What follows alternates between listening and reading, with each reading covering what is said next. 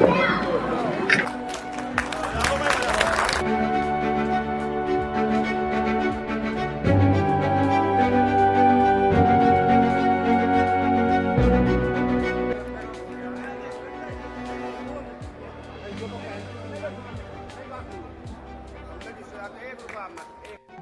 एक पिता के लिए सबसे बड़ी जिम्मेदारी होती है और अगर बेटी किसी गरीब पिता की हो तो पिता की पूरी उम्र लग जाती है अपनी बेटी की शादी की तैयारी के लिए पैसे जोड़ने में, क्योंकि दहेज रूपी दानव अभी भी और आज भी हमारे समाज में व्याप्त है।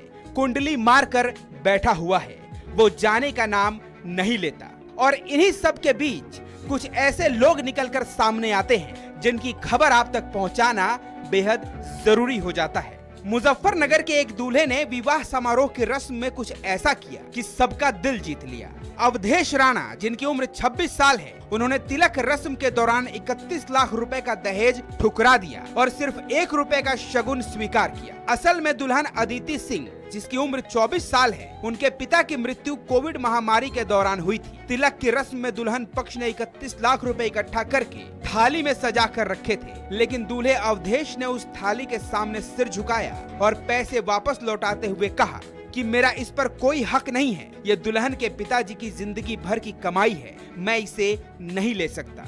दहेज जैसी सदियों पुरानी कुप्रथा के खिलाफ ऐसा शांत लेकिन सशक्त प्रतिरोध देखकर तोहफा देने वाले और मेहमान पहले तो स्तब्ध रह गए, फिर जोरदार तालियों से अवधेश की सराहना की। दूल्हे के माता पिता ने भी उसके इस फैसले का पूरा समर्थन किया। इसके बाद शादी का माहौल और भी खुशनुमा हो गया। जयमाला, कन्यादान समेत सभी रस्में बड़े आनंद से संपन्न हुई। अंत में दुल्हन अदिति मुस्कुराते हुए अपने ससुराल के लिए विदा हुई। मेरा नाम अवधेश है। आप कहाँ के रहने वाले हो? हम नगवा के रहने वाले।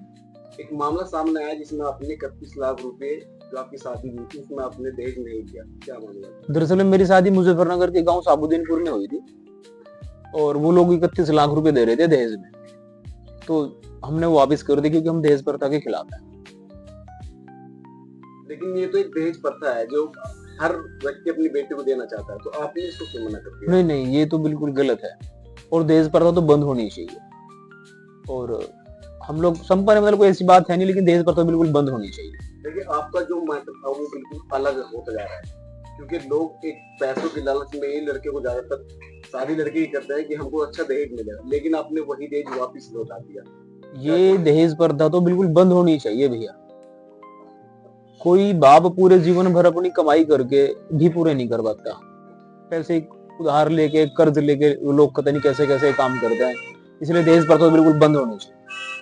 दहेज न मिलने की वजह से रिश्ता वापसी लौटता है, लेकिन आपने पैसा वापस लौटा दिया। नहीं, हमारा रिश्ता ही 1 रुपए का था, तो वापस कैसे होना था? हमारा तो रिश्ता ही 1 रुपए से तय हुआ, तो 1 रुपए पे वो बात आगे रुकी है। क्या तारीख में आपकी शादी हुई थी? 22 तारीख को, शनिवार। ग्रामीणों का कहना है कि अवधेश राणा ने हाथ जोड़कर पैसे लौटाने का जो सार्वजनिक संदेश दिया वो पूरे जिले में चर्चा का विषय बन गया। यह दहेज लोभियों के लिए एक किस्म का कठोर संदेश है। एक गांव वाले ने तो यहाँ तक कहा था कि अवधेश अदिति की शादी सामाजिक कुरीतियों पर चोट का एक सशक्त उदाहरण है। अदिति की मां सीमा देवी मूल रूप से सहारनपुर के रणखंडी गाँव की रहने वाली है। महामारी में उनके पति सुनील सिंह का निधन हो गया था। इसके बाद अदिति और उनके भाई अनुभव अपने नाना सुखपाल सिंह के साथ शहाबुद्दीनपुर गांव में रहने लगे। अदिति ने एमएससी पूरी की, फिर नाना ने ही उनकी शादी अवधेश से तय की थी। जिन जिन जगहों पर दहेज की ये कुप्रथा फैली हुई है, इस वीडियो को उन लोगों तक जरूर पहुंचाएं।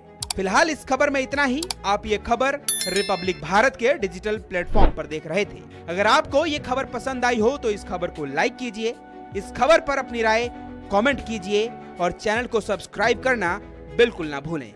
मेरा नाम है अमृत यदुवंशी।